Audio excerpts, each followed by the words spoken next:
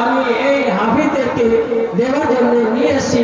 আল্লাহ এনার এই সালাউল্লাহ মাদনী সাহেবের এই মেহনতটা কবুল করুন আর এনাদেরকে প্রদান করা যাচ্ছে। আর এই কোরআন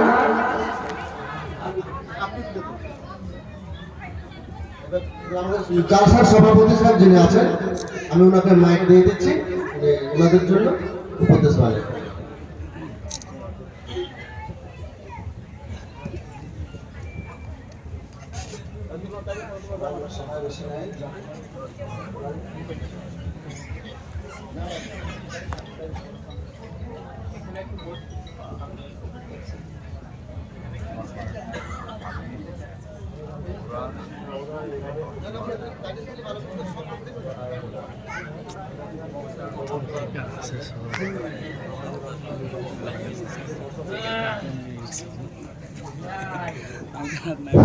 আসসালামু আলাইকুম।